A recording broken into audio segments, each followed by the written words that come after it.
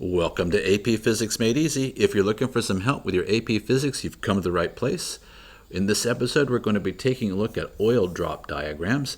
They're not terribly hard to wrap your head around, but they do come up on the AP test from time to time, so let's just make sure we know how to deal with these. So this is the basic convention that's used in oil drop diagrams. The idea is we have a car and it has an oil leak. So it drips oil on the ground at a rate usually of 1 drop per second. Now I should point out, I also teach AP Environmental Science, so I'm not so happy with the setup, but there you have it. Okay, so the whole idea is the oil is dropped at a rate of 1 drop per second. So at t equals 0 seconds, plop. Now, at t equals 1 second, it drops another oil drop, which lands on the ground. And then it keeps doing that at t equals 2 seconds, t equals 3 seconds. So we have a series of drops. And what I know about these drops is this. They were all deposited at the same time interval between them. And that is 1 second by convention. It could be something different. They could say 2 seconds or 5 seconds, but it's almost always going to be 1 drop per second. Now, I could then go and measure how far apart these drops are. So let's just say I did. I found it was 4 meters between this drop and this drop. Well, what I could do then is I say, well, since I know that there's exactly 1 second between them and they're 4 meters apart, then I can tell you the car is traveling at 4 meters per second because between here and here, that was 1 second of time, it traveled 4 meters, so its average speed is 4 meters per second. And the same thing happened here. It went another 4 meters in another 1 second. And so what I find then is I can determine what the speed of the car is here. And we're going to see we can also determine its acceleration, whether it's a positive acceleration or negative acceleration. It's really not too challenging to wrap your head around.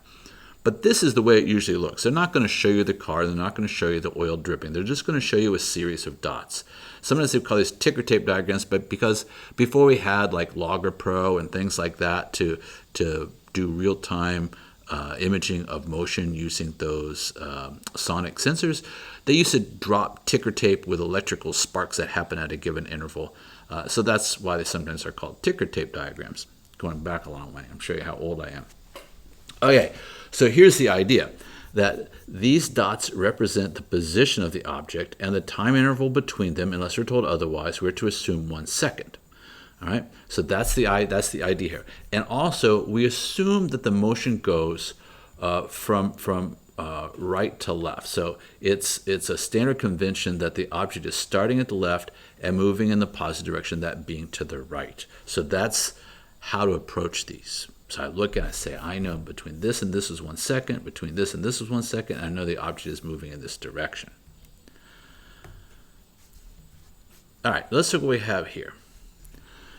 The space between the dots remains constant, so I know it's traveling at a constant velocity. Between each of these, there's never any change in how far apart they are, so I know we're traveling at a constant speed from second to second. The distance between them is not changing. This object is traveling at a constant velocity. It is not accelerating. But when I look at this one, I see that the distance between them gets continuously larger with each passing second. So I know that this one is speeding up, and therefore, since it's traveling in the positive direction, that means it's accelerating in the positive direction. And if I look at one like this, I see the dots are getting consecutively closer together. And since the object is assumed to be traveling in the positive direction, that means then that the object is slowing down, and therefore it's accelerating in the negative direction while moving in the positive direction. We can also take the information that's present in an oil drop diagram and use it in a quantitative way instead of a qualitative way. Qualitatively, I can see that this object is traveling at constant speed because the distance between any two drops is the same. But I can also be quantitative because if I look, it went 1, 2, 3, 4, 5 meters. 1, 2, 3, 4, 5 meters each second. So therefore, it's traveling to the right at 5 meters per second because it travels 5 meters every second. Now that's pretty straightforward. It's a little bit trickier when I look at accelerating objects here. So I see this one is accelerating in the positive direction. Qualitatively, I can say that because these drops are getting farther apart each second as it travels in the positive direction, so it must be going faster. But it's really easy, it turns out, to look at this and see the rate at which it is accelerating. Because if I look here, it was traveling 2 meters in the first second. Okay, between times t equals 0 and t equals 1, it traveled 2 meters. Then it traveled 1, 2, 3, 4, 5. So it traveled 3 meters further. Now it traveled 5. How far did it travel this time? 1, 2, 3, 4, 5.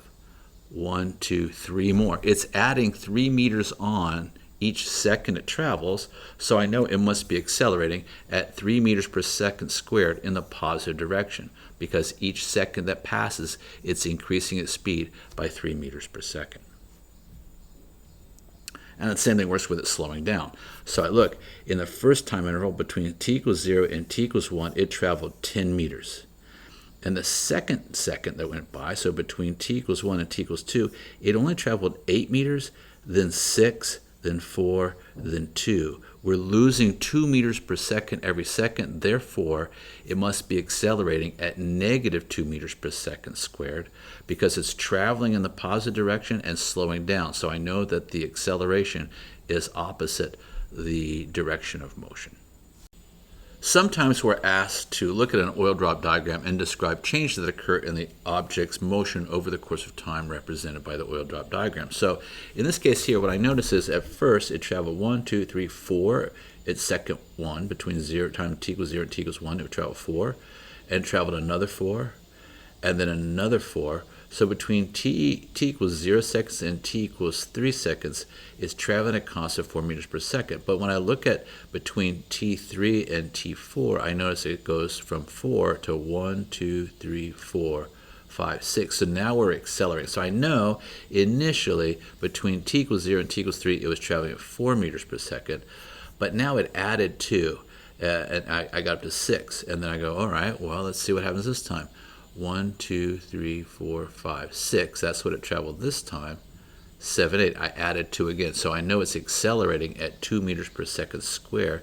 And I notice every time I go, it keeps adding 2 to what it was before. So if this is 8, then I go 1, 2, 3, 4, 5, 6, 7, 8, 1, 2. And the same thing is going to happen here. So I'm going to end up adding another 2 onto that one. Let's try it again, and this will be our last one, all right? So let's see what I've got here. At first, I go 2 meters, then I go 4 meters, then I go 1, 2, 3, 4, 5, then I go 6 meters. So it looks to me like we're initially accelerating at 2 meters per second squared until I reach a speed of 6 meters per second, because then look what happens. This is 6. The next one is also 6, and 6, and 6, and 6. So we traveled at a constant speed of 6 meters per second for a while. But now I go from 6, I go to 1, 2, 3, 4, 5. So I went down by 1. I went 5 that time. Then I go 1, 2, 3, 4. I went down by 1 again to 4. Then 1, 2, 3. So I'm going down to 1. Now I'm at 3 meters per second squared. So I'm slowing down at negative 1 meters per second squared. I'm traveling in the positive direction. So I have a negative acceleration causing me to lose speed. But then notice, here I was going, what was that? I was going 5, no, I was going 4, and then 3, and then 3, and then 3, and then 3. So in the end, I end up traveling at a constant 3 meters per second. That's oil drop diagrams. They're not very hard. Hopefully, if you get them on the AP test, you'll knock it out of the ballpark. As always, thanks for watching. If you like this video, remember, like this video.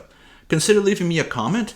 If there's some video you'd like me to make, I'd be happy to do that, or maybe you could just give me some feedback on how to improve. You might want to check the description below to see if there's some links I've included that could help you out. And of course, as always, I would really appreciate it if you would like and subscribe.